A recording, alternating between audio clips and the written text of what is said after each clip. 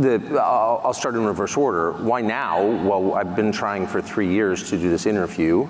The US government prevented me from doing it by spying on my text messages and leaking them to the New York Times. And that spooked the Russian government into canceling the interview. So I've been trying to do this, but my country's intel services were working against me illegally, and that enraged me because I'm an American citizen, I'm 54, I pay my taxes, I obey the law.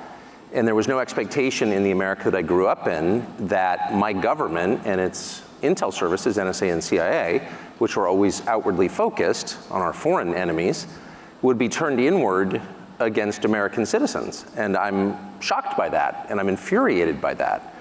And so once I discovered that that was happening, and I confirmed it was happening, and they admitted that they did it, then I was totally determined, monomaniacally dedicated to doing this interview, not simply because I want to know what Vladimir Putin is like and what he thinks about a war that is resetting the world and really gravely damaging my country's economy, but also because they told me I couldn't on the basis of illegitimate means and for no really clearly stated justification. And I thought that can't stand. I want to live in a free country. I was born in one.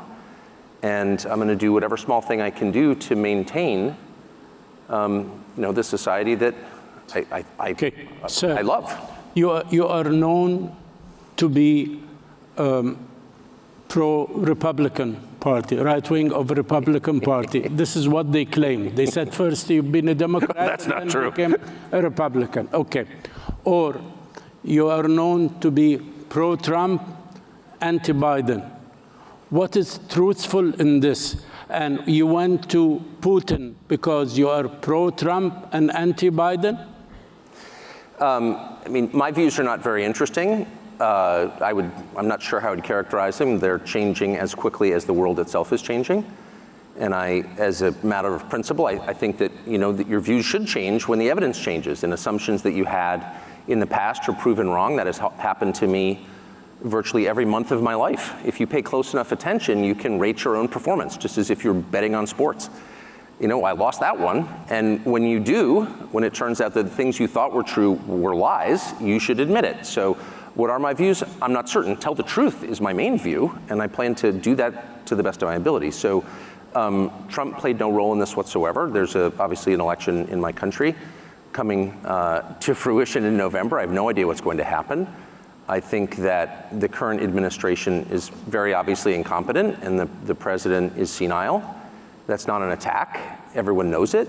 It has now been confirmed, I would say, this week in the report that you're all familiar with. But and that's very sad. But it had sort of nothing to do with the interview. I wanted to interview Putin because he's the leader of a country that the U.S. government is sort of at war with, though not in a declared way. Sir, you know your President Biden well. Yes, I do. You've been working in several media organizations, from PBS, CNBC, MSNBC, Fox News, CNN, and you've been covering this field well, and you know the American politicians.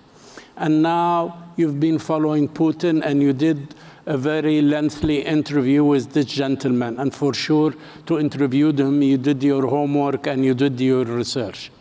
Comparing the culture, the competence between Vladimir Putin and Biden, how do you see the two men now running the world? I mean, if this were boxing, the fight would be called by the medic. And I say that as an American, and I don't have another passport. I don't plan to ever leave my country. My family's been there hundreds of years, and I love it. I am a patriotic American. And I grieve when I see that the president is non-compos menace, and that in my country, it is considered very rude to say that. And you sort of wonder, how did you get to a place where you have an incompetent president who's driven not simply the standard of living, but life expectancy downward, and no one feels free to say that? That's not a political observation. It's a statement of fact, which is provable empirically. And the most radicalizing thing I would just say for me in the 8 days I spent in Moscow was not simply the leader of the country, who of course is impressive. It's the largest landmass in the world. And it's wildly diverse, linguistically, culturally, religiously. It's hard to run a country like that for 24 years, whether you like it or not. So an incapable person couldn't do that. He is very capable, and many of you know him, and you know that. What was radicalizing, very shocking and very disturbing for me was the city of Moscow, where I'd never been, the biggest city in Europe, 13 million people. And it is so much nicer than any city in my country. I had no idea. My father spent a lot of time there in the 80s when he worked for the US government and barely had electricity.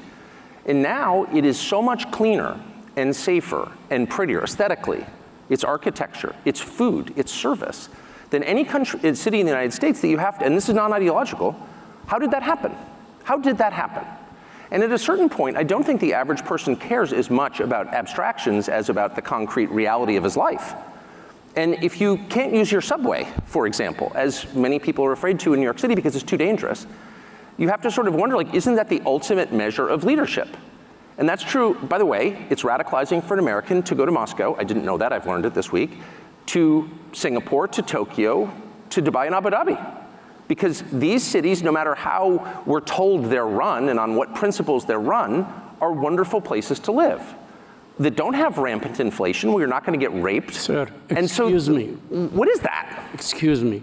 Are you anti-American model? No, I am the most pro-American. So I'm 54. I was born in 1969. I grew up in a country that had cities like Moscow and Abu Dhabi and Dubai and Singapore and Tokyo, and we no longer have them. And what I have discovered is that's a voluntary choice. As inflation is, as you heard in that fascinating last panel, inflation is the product of choices made mostly by the central bank, not exclusively, but by policymakers. Crime, same. You don't have to have crime, actually. If you don't put, my children don't smoke marijuana at the breakfast table. Why? Because I won't allow them. It's very simple, it's a short conversation. No. And you can run your country the same way. We're not gonna put up with that, so don't do it, and people understand that. Filth, graffiti, Paris, one of my favorite cities, New York, one of my favorite cities, are filthy. And part of the reason they're filthy is because people spray paint obscenities on buildings and no one cleans it up. So that encourages more people to do the same. And our policymakers, for some reason, don't notice this. London, another one of my favorite cities. You see English girls begging for drugs on the sidewalk. And I thought to myself, if I'm Boris Johnson, who briefly and very badly ran that country, I would ask myself, like, wait a second, my countrymen are begging for drugs on the street. Maybe I should do something about that. But no, he'll show up and give some speech about Ukraine and how we need to send, more cluster bombs to the brave Ukrainians. What are you doing? You mentioned Ukraine. By talking to this gentleman, President Putin, for this lengthy interview, my question is, did you had coffee with him? Did you have any off-the-record discussion before the interview? After. Did you feel during the interview or before or after that this man can make or is willing to do a historical compromise, number one, on the status of the world with the West, and number two, about Ukraine? Is he a compromiser, yes or no? Of course, right? I mean, the leaders of every country on the planet, other than maybe the United States during the unipolar period, are forced by the nature of their jobs to compromise. Compromise is part of it. That's what diplomacy is. And he's among those. His position is clearly hardening. Russia has been rebuffed by the West. I mean, Vladimir Putin, I'm not flacking for Putin. I'm an American. I'm not going to live in Russia. I don't love Vladimir Putin. I'm stating the facts. He asked Bill Clinton to join NATO. He tried to make a missile deal. He mentioned this in the interview. He did, that's correct. And he's mentioned it in other forums as well. And NATO said, no, we don't want you. Now, if the point of NATO, the point of NATO originally, of course, the post-war goal of NATO was to keep the Russians, the Soviets, from coming into Western Europe. It was a bulwark against the Russians. So if the Russians asked you to join the alliance, that would suggest you have solved the problem and you can move on to do something constructive with your life. But we refused. And so, I mean, just meditate on that. Go sit in the sauna for an hour and think about what that means. Before sitting in the sauna, a question now. Final conclusion, you think that Vladimir Putin is eager for a compromise like Yalta, Sykes-Picot, the Ottoman Empire, Sèvres agreements, any international agreement to share power and to share influence in the world with the West, if there is somebody who is willing, and Biden administration wants tension, wants war, want to exert pressure on him so that they can weaken his economy and weaken his alliance with China? This is what you are reaching from your conclusions? My conclusions are inchoate. I mean, I've been thinking about this for a couple of years. I have a whole new set of data to mull over, and I'm not a genius, so it's going to take me a while to figure out what I think. But at this stage, 4 days later, I would say, first of all, Yalta and Sykes-Picot are two of the worst agreements ever struck. So I hope whatever comes out of this is nothing like those. But first things first, Putin wants to get out of this war. He's not going to become more open to negotiation the longer this goes on. One of the things we've learned in the course of the last 2 years is that Russia's industrial capacity is a lot more profound than we thought it was. I mean, Russia's having Russia, this country we were assured was a gas station with nuclear weapons, has a pretty easy time making missiles, rockets, and artillery shells, whereas NATO doesn't. So we should think about what that means, one. Two, the West doesn't spend any time, or our policymakers in Washington spend no time thinking about, like, what are the achievable goals here? I have heard, personally, US government officials say, well, we're just gonna have to return Crimea to Ukraine. Well, you don't need to be a Russia scholar to know that's not going to happen short of a nuclear war. That's insane, actually. So even to say something like that reveals that you're a child, you don't understand the area at all, and you have no real sense of what's possible. And so as long as our leaders, and not simply in the US, but NATO, and I really mean Germany, don't take the time to learn about what's possible, we're not gonna get anywhere. You think there is a big gap between the depths of understanding the philosophy of history between Biden and between Putin? You see Putin, who have studied history and who is very deep in history, and he looks like he gave you a lecture for 30 minutes concerning the history of Ukraine and its relationship with the mother Russia. Does Biden understand the law of action and reaction which moves a country like Russia? I can't overstate how incapacitated Joe Biden is. That's not an attack. That is a fact. And anyone who tells you otherwise is lying. So these are not decisions Joe Biden is making. But there are capable people around Biden, and I know them. What they lack is any perspective at all. So a conversation with a US policymaker about the history of the region would begin and end with a conversation about, of course, Chamberlain and Churchill and Hitler, period. So the American policymaker historical template is tiny. In fact, there's only one. And it's a 2-year period in the late 1930s, and everything is based on that understanding of history and human nature, and that's insane. And so actually, American policymakers have convinced themselves that Vladimir Putin is going to take over Poland.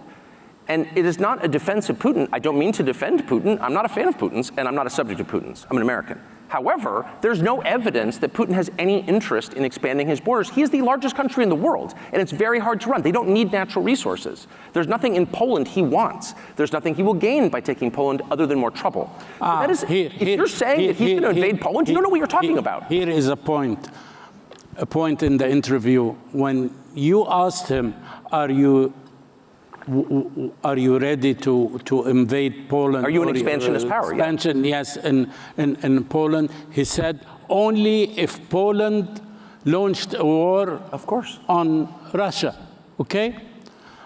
Ukraine did not launch a war on Russia, and he invaded Ukraine. Why you didn't follow up on this question? I started with that question, actually. But he treated me to 35 minutes of Catherine the Great. Okay. And the Rus. But no, the core question is, why did he move his forces into eastern Ukraine?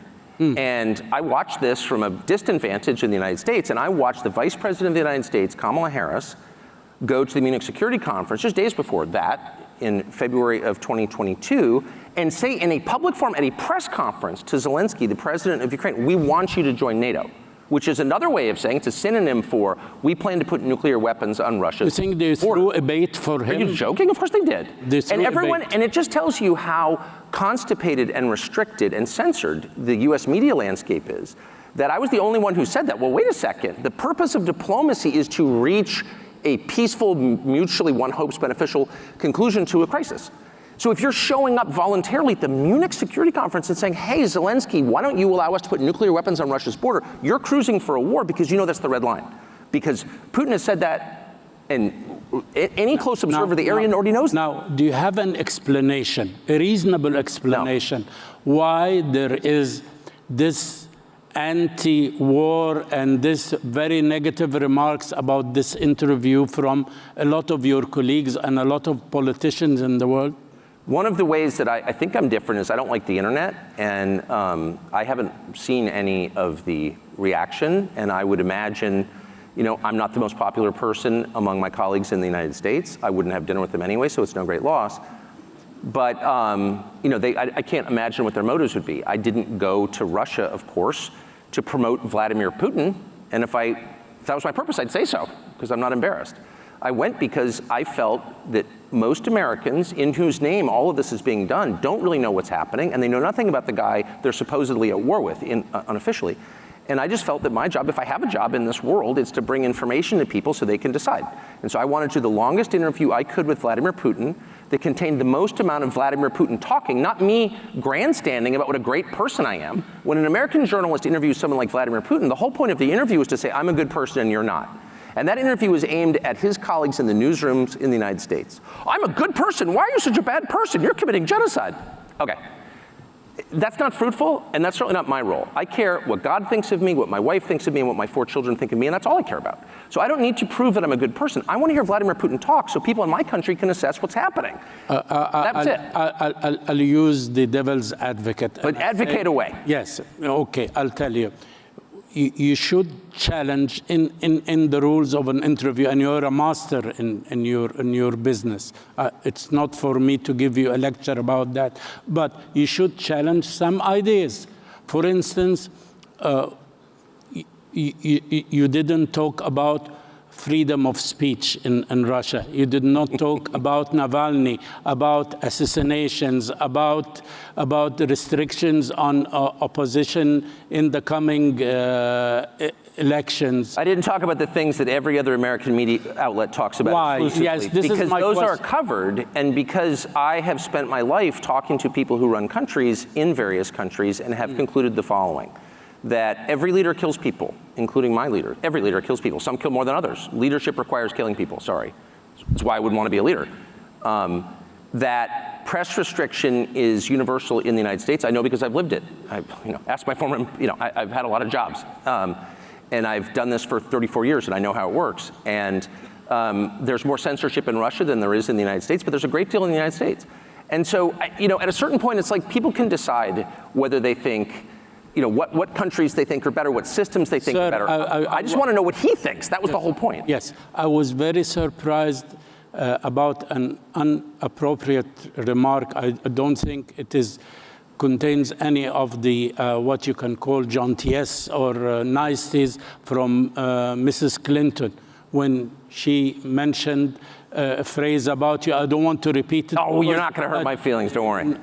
Well, gentlemen, she called this gentleman, this honorable gentleman, that he is playing the role of a, you say it. I didn't see it. You didn't see it? She's a child, I don't listen to her. No. How's Libya doing? No. Okay. She said the useful idiot. And if you see the interview, that has nothing to do with this at all.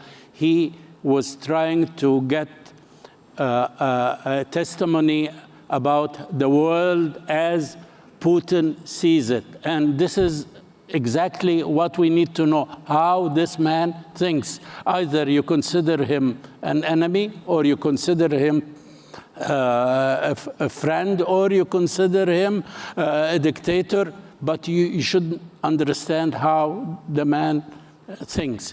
Now, you put it better than I could. You just described my motive right there. Okay, sir. Now the question is, if this is that is that, as they say in the United States, and this is the power of media, and the way the media is becoming very biased in a deep state like America, where are we going in the model of democracy in the world? Media information in a free country is a counterbalance against entrenched power, not just government power, but the economic power, business. in my country, constitutionally, it is designed to serve as a counterbalance to that. So if sources of information, media outlets align with entrenched power, then you have a powerless population, and it's totalitarian. And that is very quickly the direction the United States is headed. And I do think that technology abets this progression, and machine learning especially. And so it's a perilous moment. If it, we're a democracy, purportedly, and a prerequisite for democracy is information so that the electorate can make up its mind and decide who to choose. And so if you don't have access to information, you don't have democracy. And we're in this sort of weird spiral where our leaders lecture us ever more about democracy and how sacred it is, even as they choke it off, choke it to death. And so I think the people who provide information, who bring the facts to the public, have a critical role to play. And right now it's difficult. I'm not facing any great, I don't mean to cast myself as a hero. I'm certainly not a hero at all. But I do think it's tougher and tougher to do that. Sir, and that means we have a greater obligation to do it. Sir, do you have an explanation till this moment, since the Gaza events took place, till now, nobody came out and said how on earth the United States of America is vetoing the stoppage of fire, how a country would veto not to continue war, how somebody is against stopping a war. The United States is, for this moment, is the most powerful country in the history of the world. So if you were to frame this in terms we're all familiar with, which are the most basic terms, the terms of the family, the United States would be dad, would be the father. And the father's sacred obligation is to protect his family and to restore peace within his walls. So if I come home, I have 4 children, if I come home from work and 2 of my kids are fighting, what's the first thing I do? Even before I assess why they're fighting, before I gather the facts and know what's happening. I stop the fight. I stop fighting. Yes. So if I come home and I have 2 kids fighting and I say, go, beat the crap out of them, I am evil. Because I've violated the most basic duty of fatherhood, which is to bring peace. Because I have the power. I'm the only one who can bring peace. And so if you see a nation with awesome power abetting war for its own sake, you have a leadership that has no moral authority, that is illegitimate. And I mean that too. And I'm not even referring to any specific region or conflict. I mean generally. And I'm deeply offended by that, deeply. And it's something that I try to express, and I'm often called a traitor for saying that. It's the opposite. I say that because I believe in the United States. I think it has been a morally superior country. And if we allow our leaders to use our power to spread destruction for its own sake, that is shameful. It's a binary, okay? It's a black and white. It's a 0 and a 1. You are either creating or you're destroying. You're improving or you're degrading. And that's how you know whether something is good or bad, whether it's virtuous or evil. If you just judge the fruits. By its fruits you will know it. And I'm very distressed and concerned that we are entering an era where this awesome force for good is instead being used for evil. 2 quick questions because I ran out of time.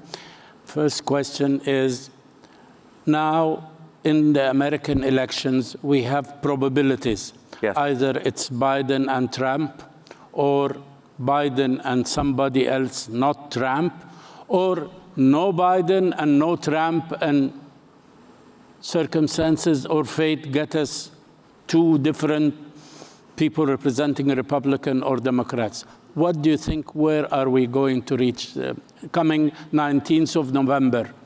Who will be running the show? Honestly, I haven't the faintest idea. But I think there's volatility ahead in our political sphere. I mean, clearly there is, because I like you when you said, I don't have an idea. You have this courage to say that you don't know.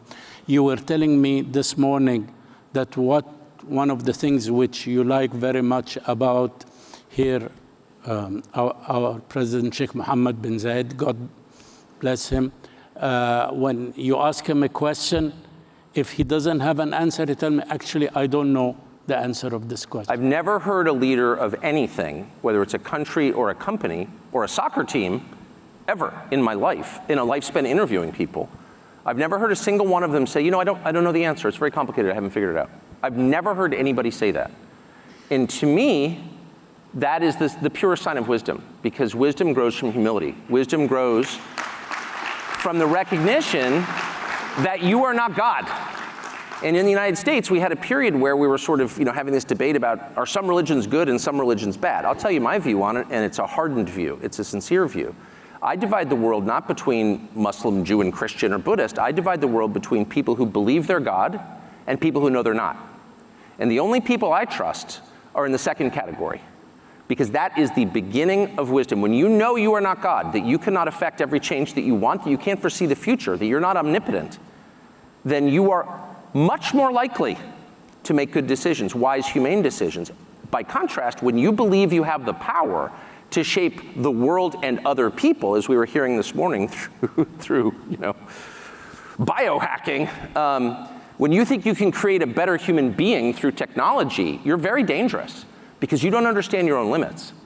You will get a lot of people killed when you have those false beliefs, in my opinion. By this note, Mr. Carlson, thank you very much for giving us this chance to come for the first time after your great interview to talk to the world through this podium and this country and my humble self. Thank you, sir. Thank you for having me.